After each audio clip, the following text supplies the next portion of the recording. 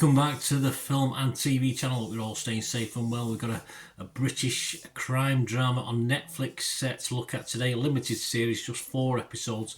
This is put out there by Jack Thorne and Stephen Graham, who also stars in this, and directed by Philip Barantini.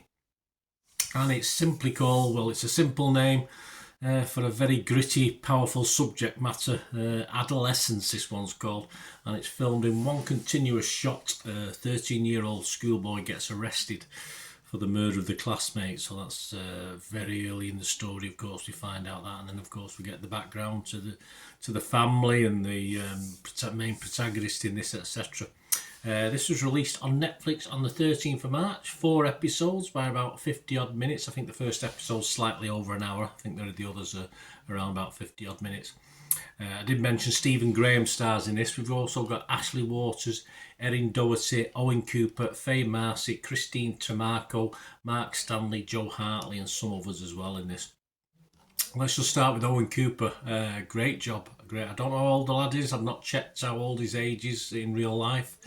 He obviously plays a 13-year-old in this, but a very strong cast, and this young lad is superb. I'm not usually, as you know, I do criticise some of the younger actors, certainly in British dramas, but this lad is spot on for this role. Does a fantastic job from being a cocky teenager to an angry teenager to everything in between. I think I did like the continuous shot idea. Of course, once you got to a certain subject matter, we got a continued, like a school. You go from one classroom to another and then switch to another pair of the characters, etc. at the same time. So I like that. I thought it worked really well with this.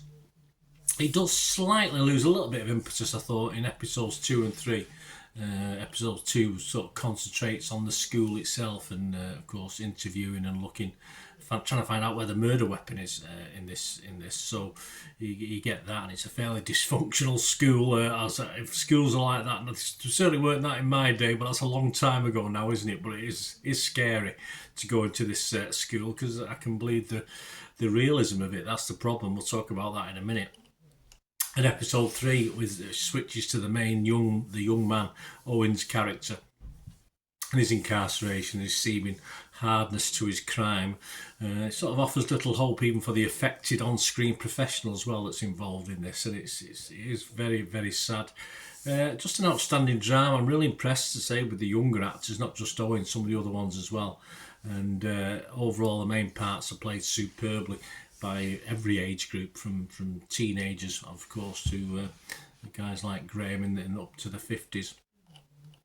It did sort of deviate from a storyboard I sort of expected for this from the first episode. It sort of dragged me in, and then it sort of went off on a different sort of tangent to how I thought the story was going to be told, because it's different. It's just totally different to what you'd expect. There's nothing wrong with that. It's certainly not formulaic storytelling, but I thought it sort of diminished it a little bit, although it was always interesting, of course, as it looked at the characters and went through the characters' eyes, if you like, and the psyche, and we delved into the psyche of the handful of key characters that were involved in this.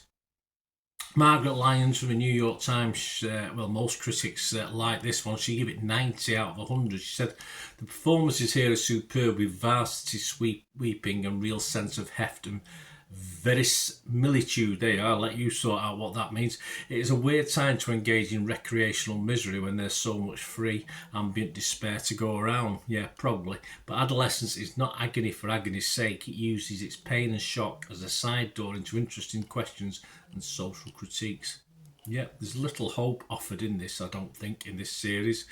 You cling for anything that's hopeful. It's gritty, it's real, extremely sad from every angle. As I said, it's just horribly real in a really powerful way. Brian Tallerico from RogerEbbett.com gave it 83 out of 100. He said, the most impactful thing about Adolescence is how it feels like just one of these stories of lost youth.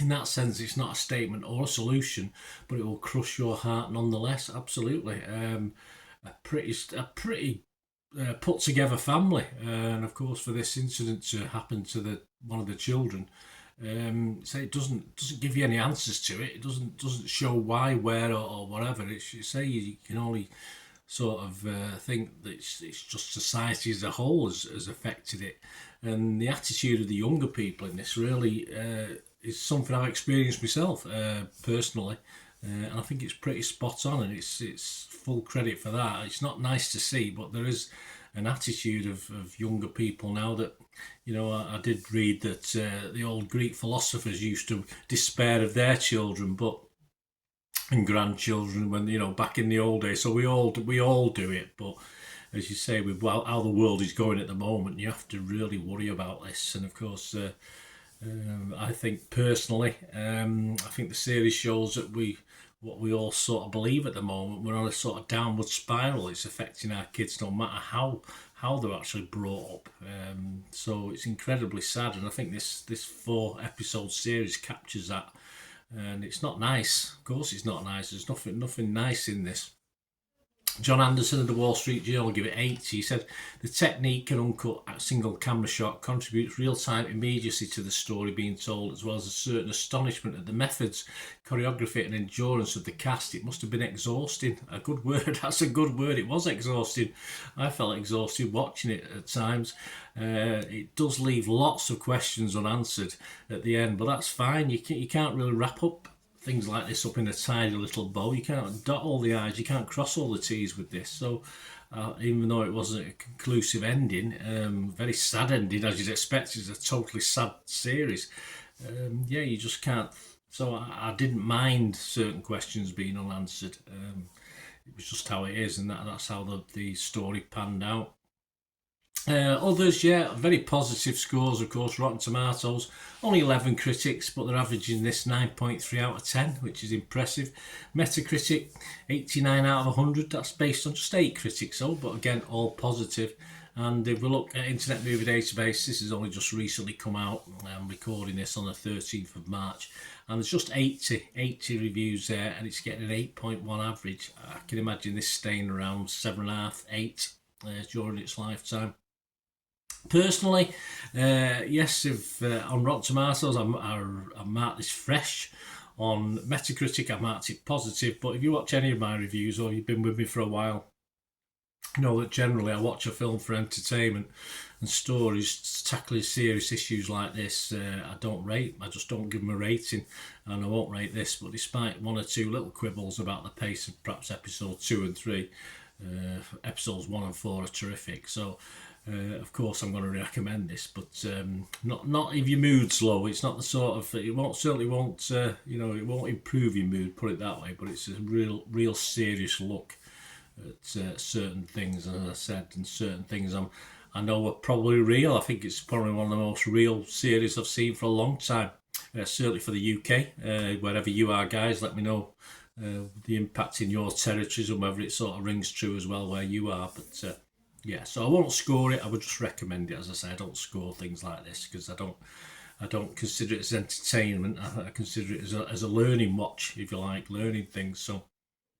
let me know your thoughts anyway, guys. You want to rate it, let us know what you'll give it out of 10. But very powerful stuff. Leave us your comments, guys, please, or you can contact me through my various socials. And of course, if you do like what I try and do on the channel, I don't just give you my opinion, I give you other people's as well, and then I try and bounce off it. So if you like what I try and do, how I present it, guys, if you can support, I'm always after a little bit of support, so if you can do that, might just be watching an ad or following a link, etc. If you can do that for me, all I ever ask is you keep watching and listening. Ways to help me out, guys, if you watch the ads, if the ads on this YouTube ads, that helps in a very little way, but it all helps. It all, watch the pennies and pounds look after themselves, they say, don't they? Or the pennies or the 10p's look after themselves. But if you watch the ads or follow the links on the ads as well, that's always a nice way to support the channel. If you sort of hang on for it, I've done that. I watched other people's and followed the ads, just something I fancied, which does happen from time to time. Of course, you can support me by pushing that subscribe button as mentioned earlier, and that's of course pressing the button so you know when these vlogs are coming out. And of course I'm always interested in your opinions, and of course if you can give us a like, that'd be wonderful as well. So thanks for watching, guys. Hopefully I'll join you very, very soon with something else. Until we meet again, I'll never ask one thing, don't I? Please stay safe, everyone. Bye for now.